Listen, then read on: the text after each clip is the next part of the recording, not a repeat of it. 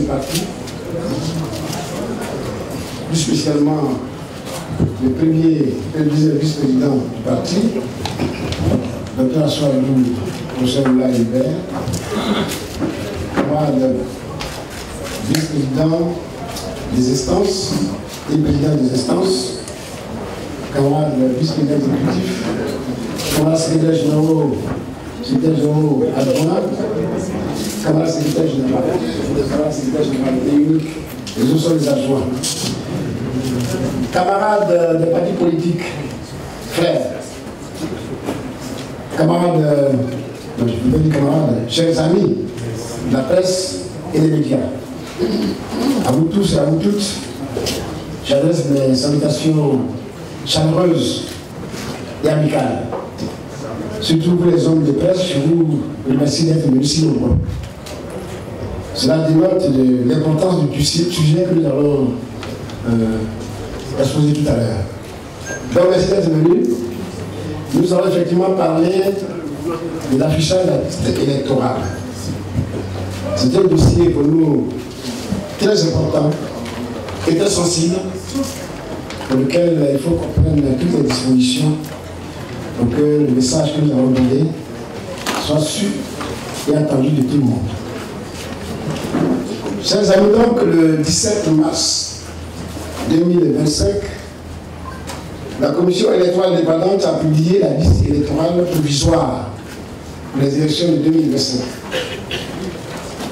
Nous tenons ici à exprimer notre profonde déception et notre vive inquiétude quant à la crédibilité du processus qui a été mis en place.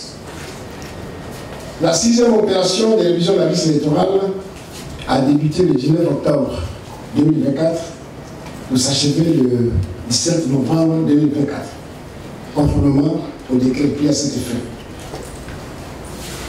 Pour nous, ce processus a été un danger réel pour la paix en Côte d'Ivoire, sur la base de ce que nous avons vu, sur la base de ce que nous avons entendu.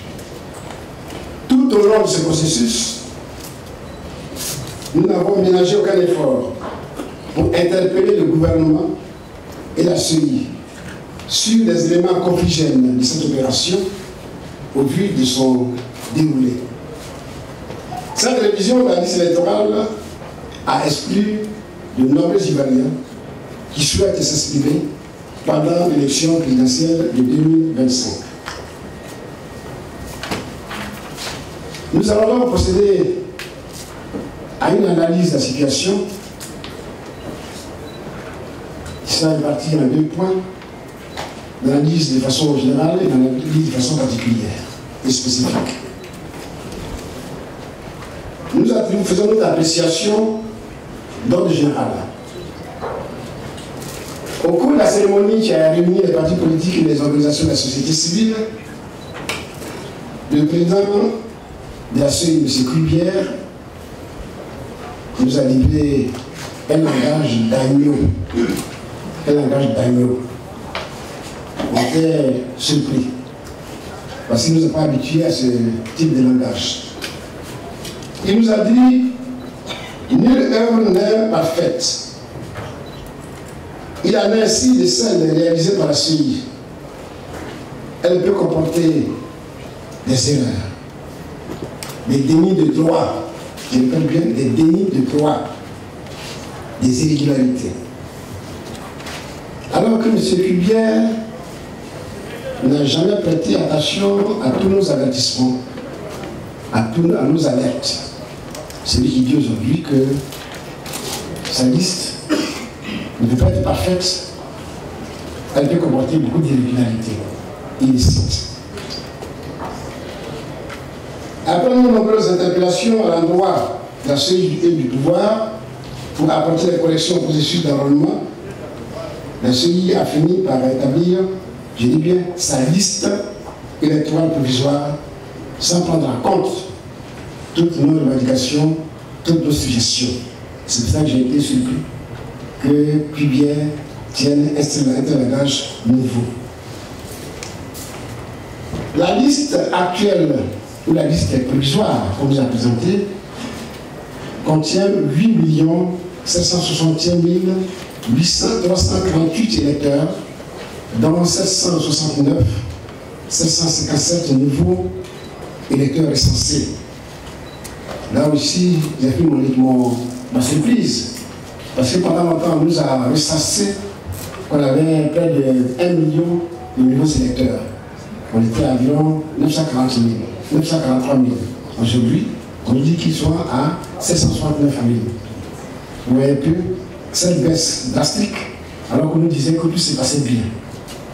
Alors qu'on nous disait que tout s'est passé bien. Dans tous les cas, on a constaté que la CEI a exclu de cet enrôlement 3 500 000 électeurs.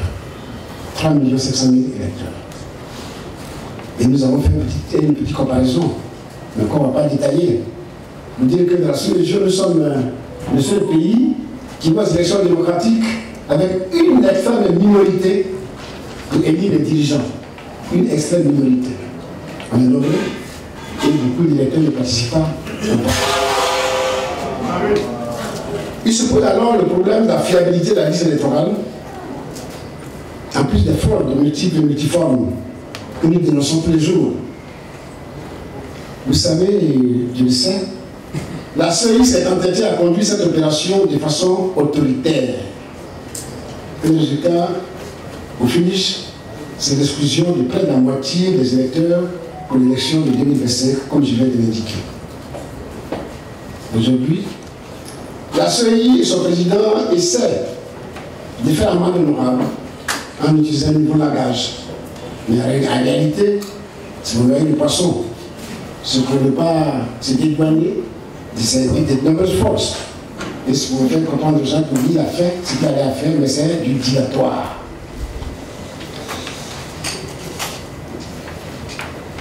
Il faut noter que la CEI a toujours refusé de procéder à l'audit de la liste électorale. Alors que la liste que nous connaissons déjà, et celle que nous sommes en train de voir, c'est des distractions truffées de fraude, directeur indûment inscrit. Notre sentinelle antifraude électorale, la SAFE, a bien fait la comptabilité. Et vous les connectez, environ 3 millions d'électeurs qui sont des électeurs indûment inscrits. Ce qui nous a fait dire que pour que la liste électorale soit fiable et nous mettre tous à confiance pour nos élections, il faut la soumettre à un audit. Il faut la soumettre à un audit. La CEI l'a refusé. Bien que les pays voisins, comme le Mali, le Bénin et le Sénégal, ont pu faire leur audit. La Côte d'Ivoire refuse, la CEI refuse. Et nous a demandé entre-temps, oui, si nous voulons faire l'audit, avec quel TDR nous allons leur proposer. Je vous dis, camarades, chers amis journalistes, au jour d'aujourd'hui, le PPCI est prêt. Parce que le PPCI a élaboré, grâce à ses experts, le TDR pour faire l'audit de la liste électorale provisoire en Côte d'Ivoire. Nous réaffirmons ici avec fermeté et clarté. La CEI n'a rien d'indépendant, malgré tout ce qu'on peut dire. Elle est instrumentalisée pour servir les intérêts d'un régime qui refuse obstinément de se soumettre au principe de la démocratie et qui a manifestement peur d'un homme, Laurent Gbagbo. Cette liste électorale provisoire est une véritable honte pour la démocratie, et je pèse bien mes mots. Je l'ai dit tantôt, elle contient des électeurs fictifs, elle contient des personnes décédées, elle contient des milliers d'usurpateurs d'identité, des inscriptions suspectes en masse ou des centaines d'électeurs qui sont d'une même mère ou d'un même père. C'est inadmissible. Toutes ces anomalies ont été dénoncées par notre organe, je l'ai dit au début, la SAFE, sentinelle antifraude électorale du PPCI. Cette sentinelle vous édifiera lorsqu'ils vont entrer dans le vif du sujet, parce que c'est à eux que nous allons confier le suivi des contentieux électoraux et autres. La CEI Elle est incapable de garantir un processus électoral transparent.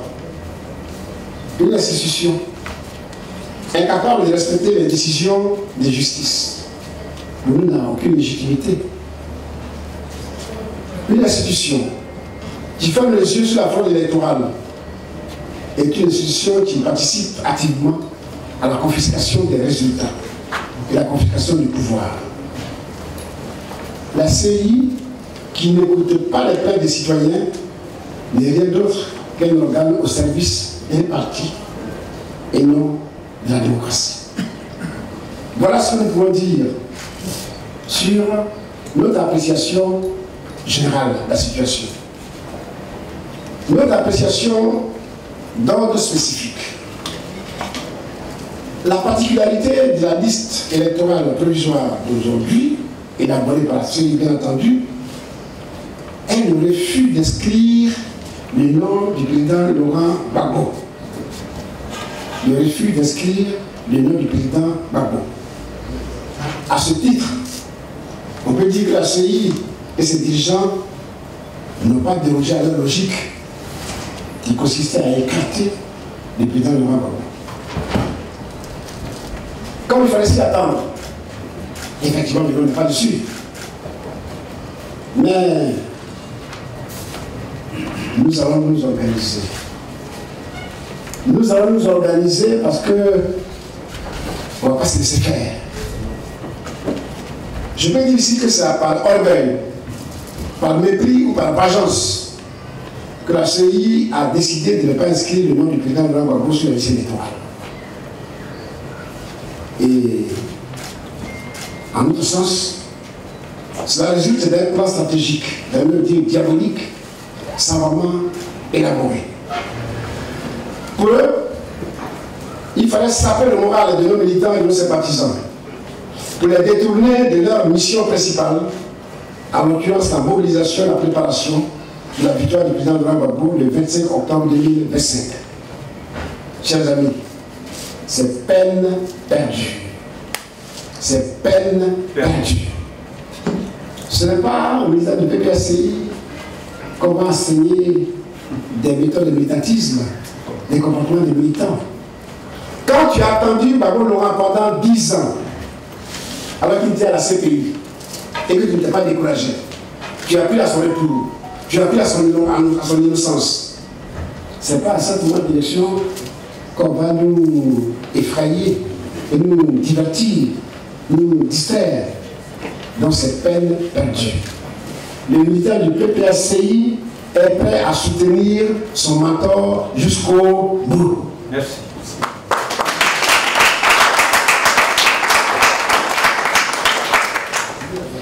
Leur deuxième vision, qui sont certainement en train de travailler au laboratoire, c'est aussi pour provoquer des troubles, pour se maintenir au pouvoir par des armes.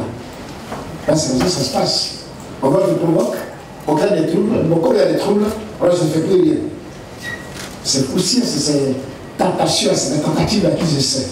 Donc, premièrement, pour la démobilisation de nos militaires et sympathisants, ça n'a pas marché et ça ne va pas marcher. Deuxièmement, pour la création des troubles qu'ils souhaitent, nous allons garder notre lucidité et aller tranquillement où on veut aller.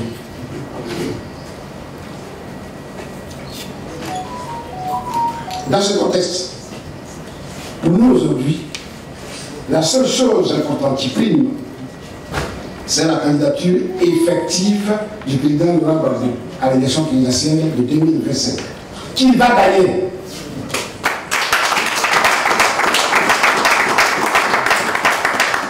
Ceci pour dire, même si ça va déranger, que on peut être inscrit sur la liste et ne pas être retenu la candidature. Tout comme on peut ne pas être sur la liste et être candidat. C'est possible. Mais nous insistons avec nos militants que la bataille d'inscription de Laurent Gbagbo sur la liste électorale est un devoir moral pour nous. Est un devoir moral pour nous. Même si on n'en a pas besoin, pour que Gbagbo soit candidat, c'est un devoir moral. À ce titre, nos camarades, nos militants doivent continuer à se battre.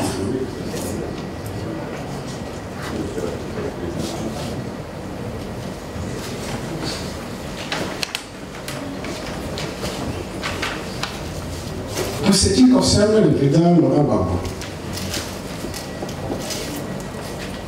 je vais un peu les peines arrière. Et comme on parle de description sur la liste électorale, et qu'on parle de candidature, si c'était tant lié, au jour d'aujourd'hui, le seul homme politique responsable en Côte d'Ivoire qui n'a pas le droit d'être candidat, donc qui n'est pas éligible, c'est bien le président Alassane Ouattara. Parce que la constitution ivoirienne le lui interdit. Parce que la constitution ivoirienne le lui interdit. Or, je t'arrête d'être sur la liste électorale. Comme ça, il faut que vous le sachiez. C'est pas moi qui l'ai dit, c'est la loi ivoirienne qui l'a dit. Pour ce qui concerne le Laurent Gbagbo, ce n'est pas la constitution qui l'appelle d'être candidat. Hein. C'est M. Alassane Ouattara qui l'empêche d'être candidat. Parce que c'est M. Alassane Ouattara qui a pris une ordonnance portant code électoral. Notre code électoral n'est pas une loi votée par l'Assemblée nationale, discutée à l'Assemblée nationale. Notre code électoral vient d'une ordonnance qui a été écrite dans le bureau du président de la République. Une fois c'est écrit, ça va à l'Assemblée nationale, et si tu as beaucoup de députés, ils ne discutent même pas, ils ratifient et en passent, comme vient à la poste. Voilà la situation. Je ne sais pas si vous étiez au courant, mais voilà la situation. Le code électoral ivoirien vient d'une ordonnance écrite, signée par le président de la République. Et c'est cette ordonnance qui a été écrite sur mesure qui empêche Laurent Gbagbo d'être candidat. Pour cette raison qu'on vous aurait trouvé un crime. Ça, je l'ai développé à satiété à une chaîne de télévision pour dire qu'en matière de crime, je ne sais pas trop de quoi on parle. Je ne sais pas trop de quoi on parle. On aura certainement d'autres occasions pour vous éclairer suffisamment.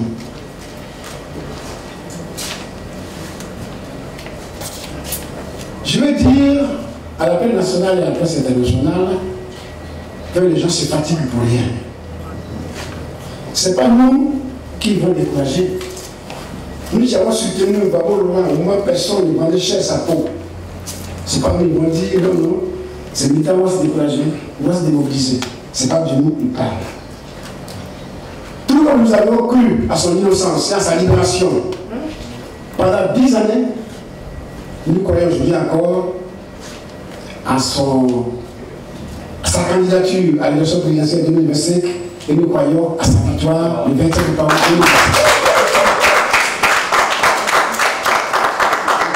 Alors, quelle est notre position?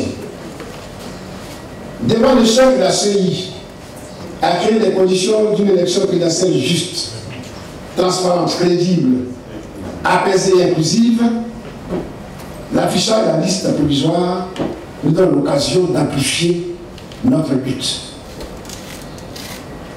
Dans cette situation d'extrême gravité, parce que nous sommes dans une situation d'extrême gravité, la direction du parti décide de suspendre avec effet immédiat ses missions de terrain diligentées depuis le 13 mars 2025. La direction du parti informe les militants et militantes qu'une réunion des instances sera convoquée des jours à venir pour la conduite à tenir. Le PPACI demande à ses militants et ses partisans de se focaliser sur la candidature du président Laurent Gbagbo qui reste et demeure à ce jour notre seul et unique candidat à l'élection présidentielle de 2025. Le PPACI demande à ses militants et ses partisans de se concentrer sur le contentieux électoral en se rendant massivement dans le centre d'enrôlement et de se tenir prêt pour la LLE de 2025 que nous demandons de tous nos voeux avant l'élection présidentielle de 2025. Le PPACI condamne sans réserve les actions de la CEI qui constituent à exclure et à entraîner des provocations à l'encontre d'une grande partie de la population ivoirienne. Le PPACI invite ses militaires sympathisants à suivre les consignes de la direction du parti dans le cadre du contentieux électoral et se tenir prêt pour les futurs mots d'ordre. Pour finir, nous lançons aujourd'hui une alerte solennelle à l'opinion nationale et internationale quant au risque de la violation répétée des droits de l'homme en Côte d'Ivoire peuvent engendrer. Nous appelons tous nos militaires sympathisants à se mobiliser dès maintenant pour préparer le contentieux électoral. Aucune irrégularité ne sera sans réponse. Nous allons documenter toutes les anomalies et les dénoncer publiquement. Nous allons déposer des réclamations massives pour exiger la radiation des électeurs fictifs et des fraudeurs. Nous allons réclamer des comptes à chaque niveau du processus électoral. Nous allons exiger l'inscription du président Laurent Gbagbo sur la liste électorale. Mais nous ne sommes pas dupes, nous ne sommes pas naïfs.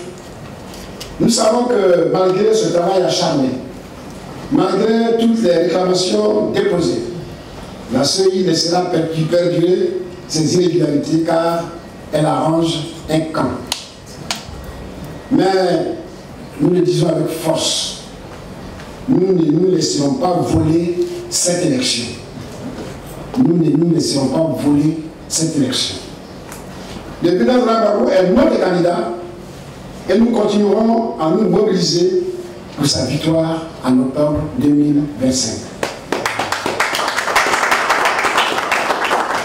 Au vu de tout ce qui précède, le PPACI prend à témoin les Ivoiriens et l'opinion internationale que c'est le RHDP qui ne veut pas la paix à Côte d'Ivoire.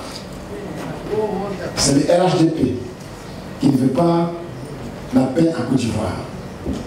En conséquence, le PPACI tiendra le RHDP responsable de tout ce qui adviendra si ce n'est pas le cas.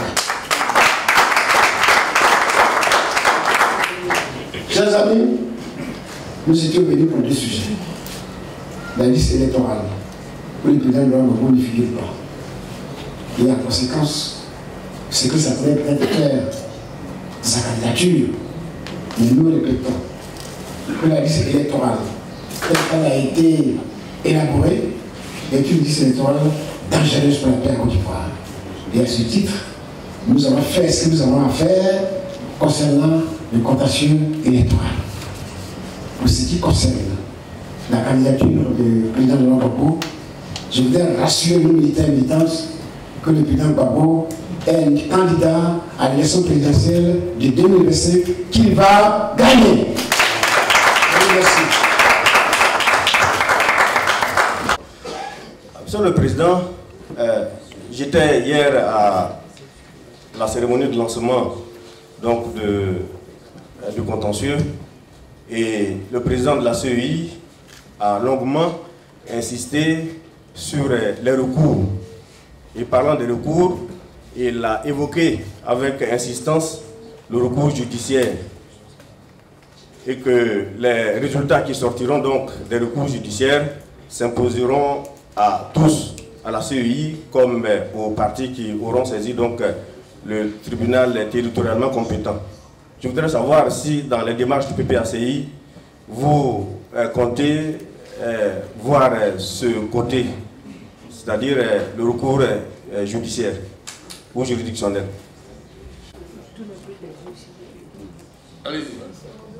Je suis Edi Bibi, journaliste à l'Inter. En 2023, lorsque la liste électorale provisoire a été publiée en mai, on a assisté à une conférence de presse un peu similaire du PPACI qui dénonçait, qui en même temps a annoncé tenir des réunions. Après, on a assisté à des conférences. Et puis en 2023 et 2025, on a assisté à beaucoup de meetings, des tournées de mobilisation, d'information, de sensibilisation des populations partout sur le territoire national. On a vu aussi des recours juridiques. Le président Laurent Gbagbo lui-même est allé à Angré pour faire une réclamation.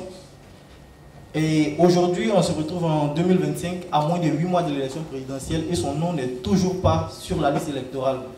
Alors la question c'est, qu'est-ce que le PPACI va faire de nouveau qu'on n'a pas encore vu et qui pourrait faire changer la donne pour l'élection présidentielle de 2025?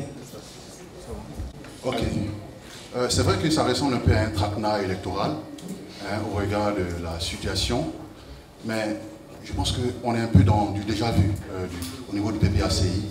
Tout à l'heure, mon confrère le disait, à la faveur des élections en 2023, on a pu assister à ce genre de conférence-là. Mais est-ce que vous avez déjà envisagé avec le président Alassane Ouattara utiliser une méthode que vous aimiez, le dialogue direct?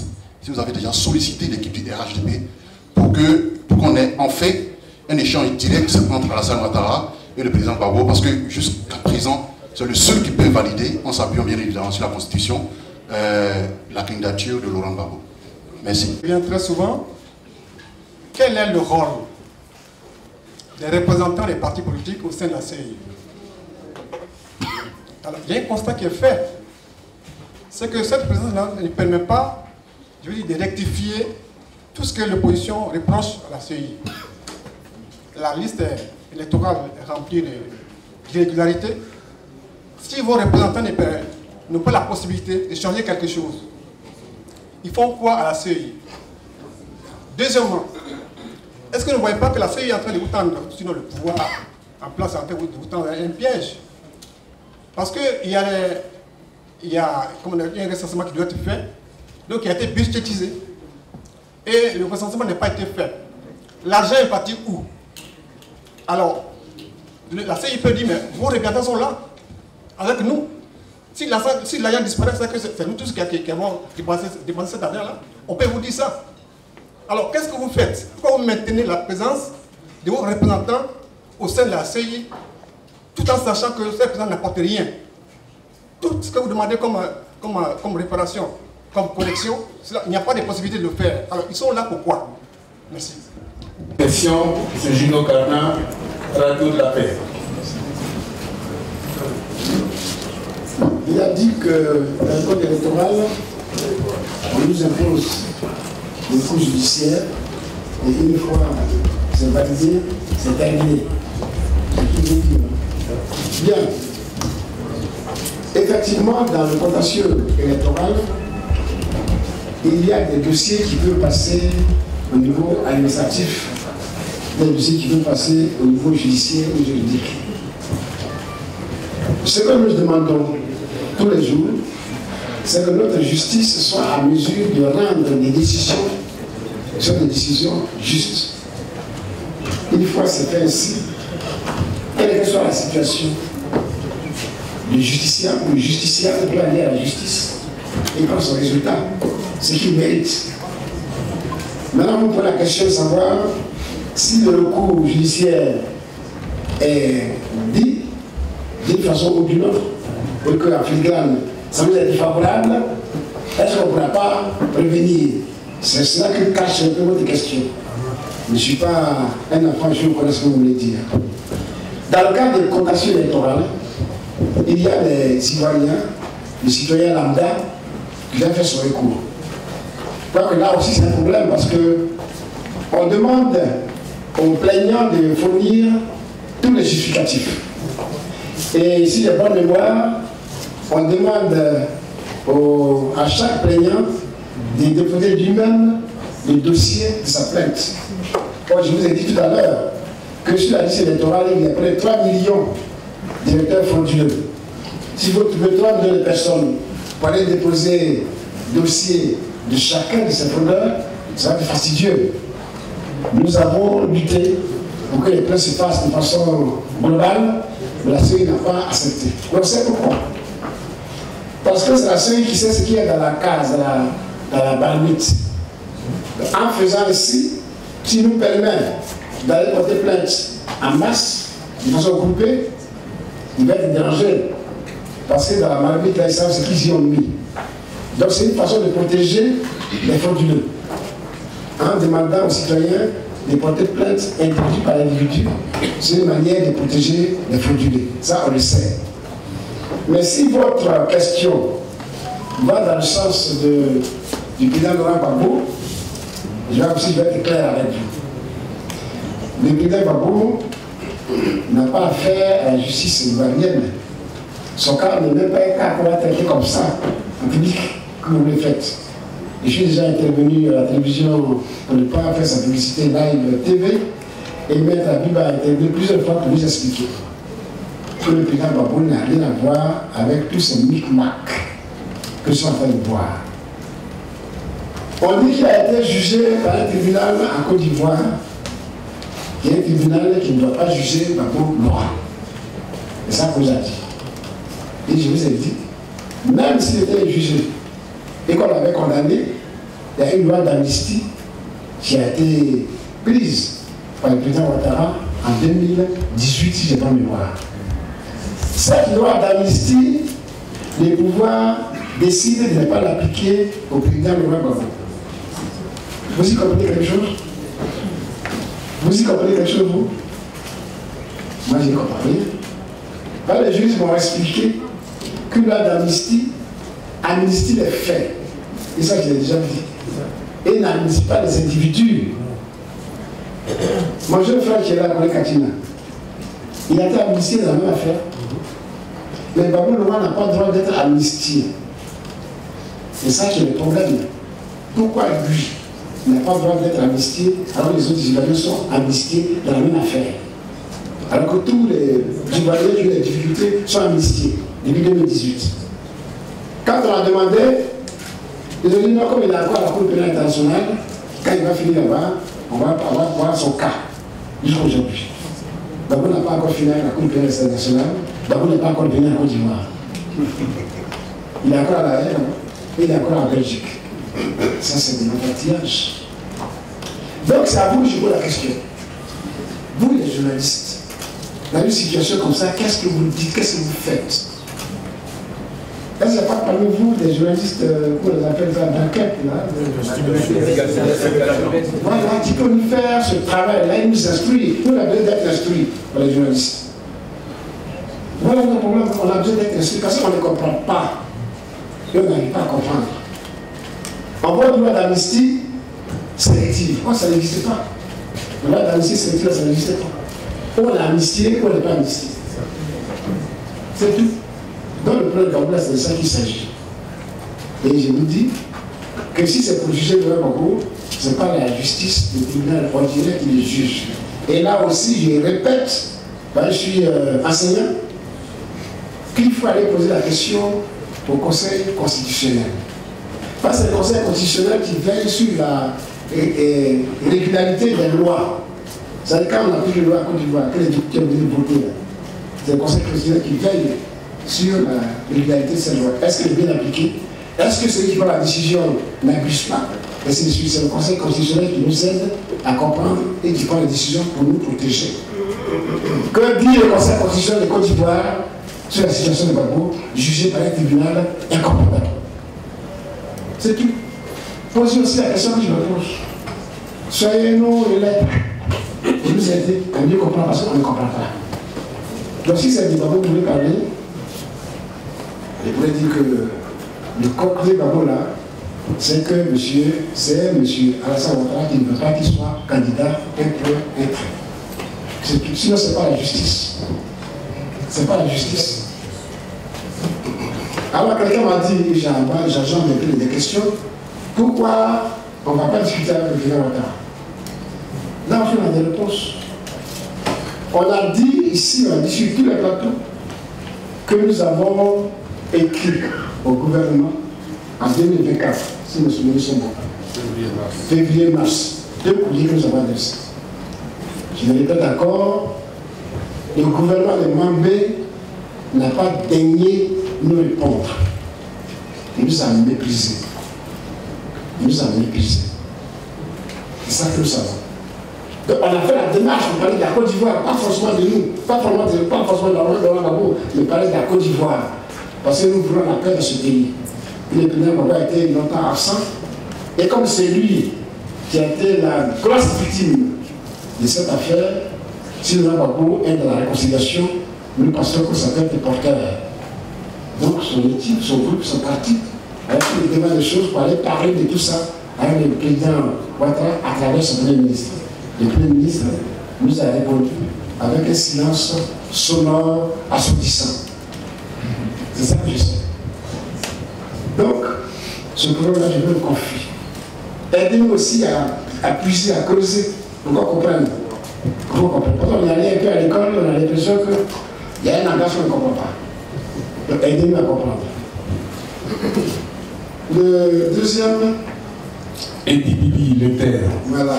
Il dit qu'à l'époque, en 2023, quand il y a eu ce problème, le problème du président Laurent Gbagbo qui est parti à la liste électorale, ou quand la liste électorale est sortie, on a fait des meetings, on a fait des recours judiciaires, juridiques, et le problème perdure. Qu'est-ce que nous envisageons de nouveau? C'est bien ça. Est-ce qu'il y a une nouvelle étape? Les nouvelles étapes. Les nouvelles étapes, les partis politiques, c'est pas ici qu'on va vous dire ça. C'est pas ici que je vais vous dire comment travaille le PPACI.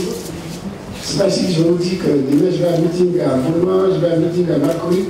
Non, c'est dans nos instances que nous décidons. Donc, je ferai qu'on vous donne l'information un jour, lorsqu'on aura fini de parler entre nous. C'est comme ça qu'un parti politique marche. Mes chers amis, je ferai qu'il soit ainsi. Le suivant. Horizon info.net. Le rôle de représentant du PACI à la CEI. Que font-ils là-bas? Pourquoi ils sont maintenus si tant est que tout ce qu'on porte comme revendication n'est pas pris en compte? Bien, il a vraiment parlé pluriel là. Parce que tu...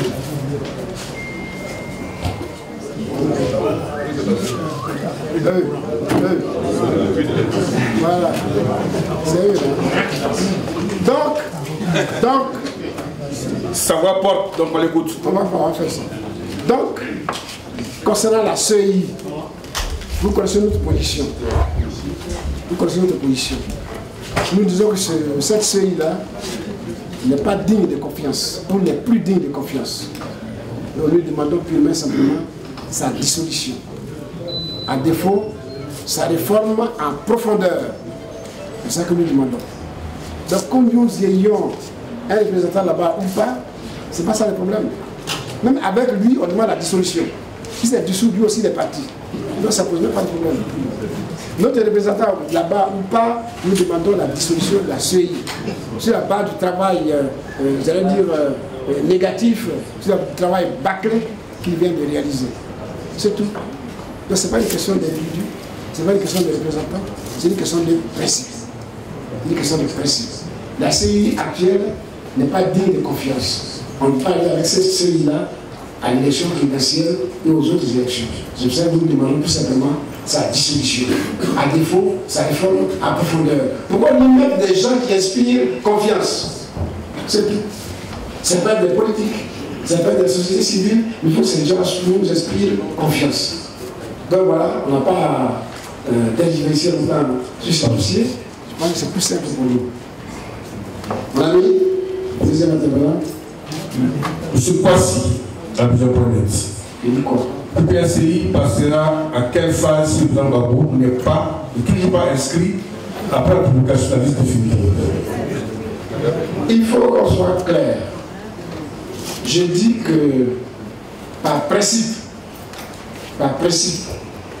nos militants se battent pour que le gouvernement soit sur la liste électorale, par principe. Mais en la vérité, ce qui nous intéresse, c'est la candidature du président Laurent Gbagbo à l'élection présidentielle de 2025. Mais il y a deux voies. Mais cette bataille doit se mener concomitamment. Parce qu'il y en a qui tiennent à ce qu'il soit sur la liste. Pour eux, c'est un enjeu. Et puis il y en a qui disent, bon, budget est candidat, mais s'il n'est pas sur la liste des candidats, nous, ça nous arrange. Donc il faut concilier les deux points de vue et avancer. D'abord, Laurent doit être candidat à l'élection présidentielle de 2025. Et il va gagner cette élection. C'est ça qui est notre vision. Notre vision. J'espère que vous m'avez compris. La dernière question de la liste. Après, on ouvrait notre liste de questions. Hier, à la CEI, la question est posée par la nouvelle alliance de votre frère. Hier, le président de la CEI a dit avoir reçu le pouvoir de radier qui il voulait. De qui, je ne sais pas bien, mais qu'est-ce que le président montre? Bien, merci beaucoup. Ça aussi, on l'a dénoncé. Vous savez, nos amis, nos parents, nos frères de la CEI ont l'art de chercher toujours à envoyer le poisson. Donc, quand ils sont en face de toi, ils te disent ce que tu dois attendre. Ils disent ce que tu dois attendre. Quand ils tournent le dos, ils font autre chose. Quel parti politique PPACI qui a donné caution au mandat a pu bien de radier la population des électeurs? Comme le disent. Ici, notre seul représentant qui est là-bas s'appelle Demba Traoré. Il est seul. C'est vrai, il peut parler île. Île, c'est beaucoup. Hein? On a combien de représentants? Nous, on n'a qu'un seul représentant. Dans le île, là, ça ne s'applique pas à nous. Notre représentant n'a même pas droit à la parole, là-bas, chers amis. Notre représentant n'a même pas droit à la parole parce qu'il n'est pas dans le bureau central de la commission. Ceux qui décident à la CEI, c'est ceux qui sont membres du bureau central de la commission électorale indépendante. Ils sont 8 personnes. Sauf Eren Bata, ils sont 8 personnes. Demba Traoré, pour ne pas le nommer, n'est pas dans cette commission, n'est pas dans ce bureau. Il est un membre quelconque. Donc les autres décident et on lui impose la décision. Même s'il était dans le bureau central, il est seul. Le bureau central de la CEI, vous connaissez la composition, vous connaissez les hommes et les femmes qui y sont. Si on veut compter les vrais opposants de la CEI, on est 2. On est 2. Et je prends bien mon temps de dire, il y a le PPACI, notre parti, et il y a le PDCI, le parti d'à côté. Les autres, la présence est problématique. Ils y sont. Ils sont partis sur les étiquettes et ils viennent avec des étiquettes. Avant de faire la distinction. Ils sont partis sur les étiquettes et ils viennent avec des étiquettes. Que ce soit la société civile, que ce soit les partis politiques, c'est la même chose. Je vais donner un exemple que je connais bien parce que j'ai fait avoir un débat avec ce monsieur, malheureusement ça n'a pas eu lieu. Mon jeune frère vice-président, bien 2 ans que le vice-président, Dogou Alain. Il est parti à la CEI sous l'étiquette du Front populaire ivoirien. C'est quand on était encore là-bas qu'on l'a mis à la CEI. Nous avons dit, mais notre président l'a mis à la CEI, on l'a accompagné. Un jour, j'apprends que ça doit être en 2020, que Alain Dogou avait suspendu sa participation à la commission électorale. C'était à l'époque où il y avait la désobéissance civile. Donc, en lieu de place de la neutralité, il est devenu partisan. Il est sorti. Et aujourd'hui, ce sont ces personnes qui disent qu'elles sont neutres, elles sont impartiales, qu'elles sont des arbitres. Mais je vais plus loin. Il n'y a pas longtemps, le FPI a signé un accord avec le RHDP pour être un partenariat. Je peux être opposant et avoir un partenariat avec un parti au pouvoir. Donc c'est tout ça que nous voyons. Il y a beaucoup d'exemples comme ça. Mais je cite cet exemple précis parce que j'étais là, je fais partie de ceux qui l'ont mis là. Comme ça, je donne son exemple. Qui m'en excuse? Mais il fallait que je donne cet exemple pour que vous compreniez bien. Alors, on dit, si on écarte le Gbagbo, qu'est-ce qu'on fait? Vous posez des questions que quelqu'un a posées tout à l'heure, de façon un peu subtile. Mais oui, c'est ça, on n'est pas fait. Si Gbagbo n'est pas candidat, qu'est-ce qu'on fait? Nous ferons ce qu'il faut faire pour qu'il soit candidat. Et nous ferons ce qu'il faut faire pour qu'il soit candidat. Je pense que c'est suffisamment clair. Nous sommes un parti politique. Ce n'est pas ici que je vais vous dire ce que nous avons à faire et ce que nous faisons. Nous sommes suffisamment sages, suffisamment responsables pour prendre des décisions qui sont des décisions bonnes pour la Côte d'Ivoire et pour les partis.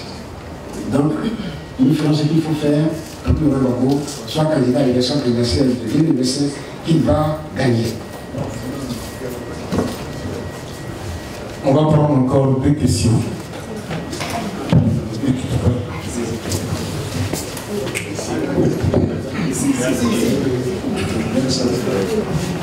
Bonjour. Bonjour. Julia Gouvenaille pour France 24.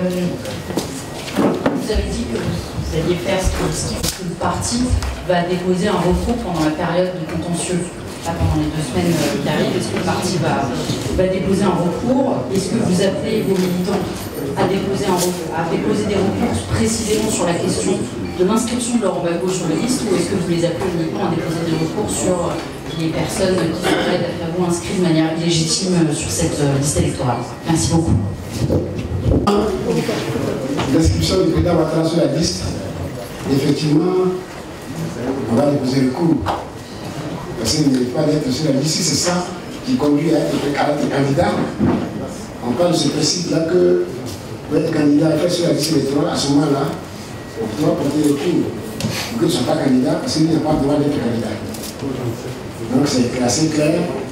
C'est assez clair. S'il est inscrit, pour être inscrit en tant que citoyen, c'est que nous souhaitons pour tout le monde, il n'y a pas de problème. Mais si son inscription doit conduire à sa candidature, on va porter une réclamation. Pour que ce soit clair, parce que c'est un citoyen comme tout le monde. Maintenant, concernant Laurent Gbagbo. Alors, est-ce qu'on peut appeler ça recours? Il n'y a pas de recours à faire. Toutes les instances ont déjà décidé. 1. La Côte d'Ivoire, si elle n'a pas encore fait, elle est certainement en voie de décision. Parce que Laurent Gbagbo ne peut être jugé par une cour, une justice ordinaire. Donc, vous-même, à poser cette question-là, vous dites que ce côté-là déjà est protégé. Mais la Cour africaine des droits de l'homme et des peuples, qui a sorti un décret, un arrêt, qui oblige l'État de Côte d'Ivoire à rétablir le président de Laurent Gbagbo dans ses droits, c'est-à-dire s'inscrire sur la liste électorale. Cette décision qui a été signifiée au président Ouattara, il n'a pas transmise à la commission électorale, d'après ce qu'on nous dit, à la CEI. À la CEI, oui, c'est bien ça, c'est ce qu'on nous dit. Si c'est vrai, c'est un président, je ne vais pas le dire, mais c'est pas bien. Si on a dit c'est une faute, comme c'est un président, je ne vais pas dire ça. Mais c'est pas bien. Son rôle, c'est d'instruire ces institutions que voilà la décision que j'ai, faites-en bon usage. Il ne peut pas bloquer la décision, s'asseoir dessus et laisser Gbagbo, Laurent, dans la nature. Ça ne se fait pas. C'est une question de courtoisie, de caractère républicain, d'élégance même, d'élégance. Voilà, donc c'est ça. C'est pour ça qu'il dit de ce côté-là, c'est réglé. Parce que la décision existe. La décision existe, bel et bien. Donc nous, on va prendre ça qu'on va déposer. Donc les recours là, ça est déjà là. Donc là, tous ces recours, les documents sont là. Ils sont dans les mains de la justice ivoirienne, des décideurs ivoiriens, mais ils ne veulent pas se prononcer là-dessus. Donc on attend. On continuera à nous battre. On continuera à nous battre. Pour qu'il le président Gbagbo recouvre ses droits civiques et politiques. Alors quelqu'un a parlé de, tout à l'heure j'ai omis, j'ai oublié de dire, que est-ce que nous avons demandé à rencontrer le gouvernement? Oui, je l'ai déjà dit, mais il y a une chose que je m'ai échappé. Ça va être en 2020, si on aura d'accord avec moi, il y a eu un dialogue politique. Le 6e, je ne sais plus quel numéro on l'a donné, 5e. Ce dialogue politique a été présidé par mon parent, paix à son âme, Amadou Gogo Koulibali, Premier ministre. quand nous étions en train de préparer ce travail, c'est ça le travail. C'est le code électoral plus particulièrement, parce qu'on a estimé que le code électoral était confligène. Il fallait donc extirper tous les éléments qui étaient confligènes et faire le code électoral consensuel. C'est à ce moment-là que les partis politiques et la société civile sont rentrés en conclave avec le gouvernement. Ils ont travaillé. Et ils étaient presque sur le point, ils ont même rédigé un document qui donnait les grandes lignes de la commission électorale, comment ça devait être pour arranger tout le monde, pour que ce soit consensuel. Comme le président Ouattara ne voulait pas de ça, son premier ministre a lui dit qu'il avait payé à la demeure. Et ce président lui a demandé d'arrêter. Amadouko est venu, il a arrêté la discussion. Et c'est à la suite de cette suspension-là, qui est restée éternelle, qu'il a pris son ordonnance portant code électoral. C'est comme ça qu'il a pris son ordonnance portant code électoral. Donc ça a une histoire. Ça a une histoire. On était en train de travailler pour la Côte d'Ivoire dans le bon sens. Et il a stoppé. Il a écrit son code électoral à la maison. Il nous a exposé. Donc si tu as écrit le code électoral, tu peux dire c'est qui ta marche. Moi je ne veux pas avoir d'adversaire. Donc bon, toi tu veux dire que on va faire le truc qui est trop populaire. Qu'est-ce que je peux trouver pour t'écarter? Je trouve. Et ça c'est facile quand tu es là où ils sont là, tu trouves facilement. Hein. Donc on va dire, bon, qu'est-ce qu'on va faire pour ce monsieur? Il est à la CPI. La justice internationale va le blanchir. Le Bagbo avait déjà eu son premier verdict. Il était en appel. Et c'est là qu'ils sont précipités pour organiser un procès. Pour que Babo Loansi vienne ici, sous le coup de ce procès-là, de cette condamnation, il puisse faire les candidats. C'est tout ça. Donc, au lieu d'avoir l'identité de dire, on se cache derrière la juridiction, derrière les juges. Et c'est ça qui n'est pas bon. Et mon ami Katina l'a dit l'autre jour, que les juges là, l'État les paye suffisamment pour qu'ils soient indépendants. Le salaire du juge, c'est comme ça, hein, c'est sur le salaire du juge que nous sommes tous indexés. C'est-à-dire si on veut nous payer, nous, on peut considérer les grands fonctionnaires, les A4, A7, quand on veut nous payer, on se base sur le salaire du juge pour fixer notre salaire. Donc eux là, ils ont le plus haut salaire à la fonction publique. Donc, ils ne peuvent pas se permettre de prendre des décisions n'importe comment. Voilà, donc si les juges font bien leur travail, nous on est à l'aise. Et c'est ça que nous souhaitons pour notre pays. C'est ça que nous souhaitons pour notre pays.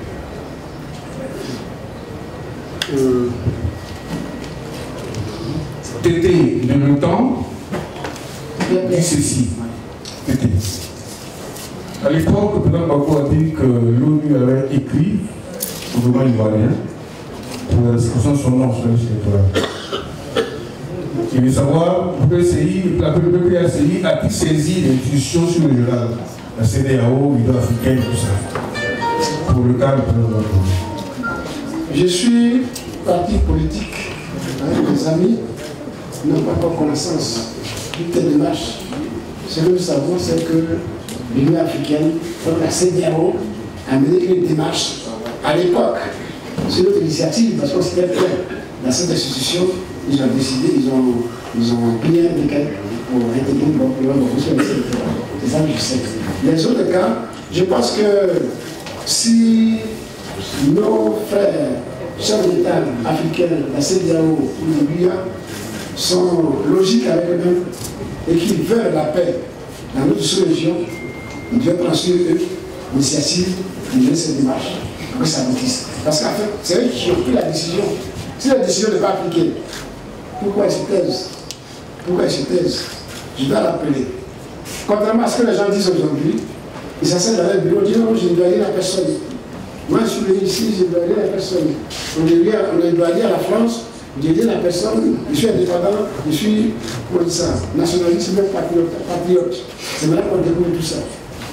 Mais je vous dis qu'en 2010-2011, c'est l'Union africaine qui a pesé de tout son poids pour que M. Ouattara soit officiellement, selon eux, président à Côte d'Ivoire.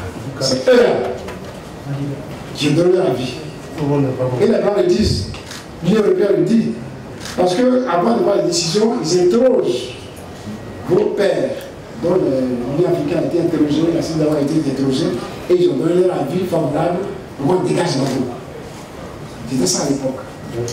Maintenant, beaucoup de coulé sous le pont, donc les choses ont changé. Je pense qu'ils ont tout intérêt à faire un mal honorable, à revenir, si c'est la paix qu'ils veulent pour la Côte d'Ivoire, pour arranger les choses. C'est pas compliqué.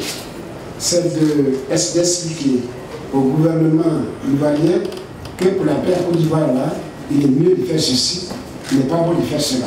Et puis on avance. On ne tue personne. On ne tue personne. Notre voix, je suis là bien compris la question. Hein. Il y a une coalition qui est mise en place en ce moment. Est-ce que le PACI y est partie prenante? Sinon, est-ce que le PACI va créer sa coalition? Sinon, est-ce que le PACI envisage de créer sa propre coalition? Le PPACI n'est pas partie prenante de la coalition CAP Côte d'Ivoire. Je vais vous dire que nous aussi, nous avons notre CAP interne. On appelle ça CAP 2025. Nous l'avons créé il y a très longtemps.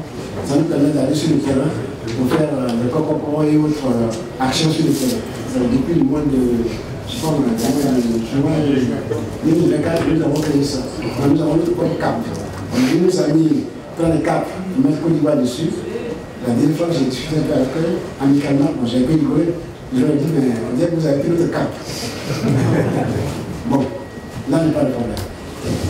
Nous sommes dans un pays où on a au minimum 100 partis politiques. 100 partis politiques. Reconnus. Au minimum. Aujourd'hui, on me dit qu'il y a une coalition de 25 partis politiques. J'applaudis des deux mains. Mais en même temps, j'ai dit, bon, et les autres, qu'est-ce qu'ils font? Donc 25, plus 25, plus 25, je crois qu'on va voir à peu près 5 plateformes. Si le cajou sont morts. 100 divisé par 25, on va après 4 plateformes. Donc il y a encore de la place. Ça participe au bouillonnement de la vie politique dans notre pays. Mais nous, on n'est pas membre de cette coalition. Nous sommes en train de nous organiser pour que ceux qui adhèrent à l'appel du président de Gbagbo, l'appel du mouvement 100 ans, 14 juillet 2024, cela vient avec nous, et on va voir ce qu'on peut faire. Pour l'instant, on est en train de travailler. On est en train de travailler. Et comme j'ai dit, parce que c'est moi qu'on a chargé de rencontrer les frères des autres partis politiques, j'ai dit que je me suis donné une méthode dans la discrétion. Donc, on ne fait pas de bruit, hein, on travaille. Nous sommes au travail.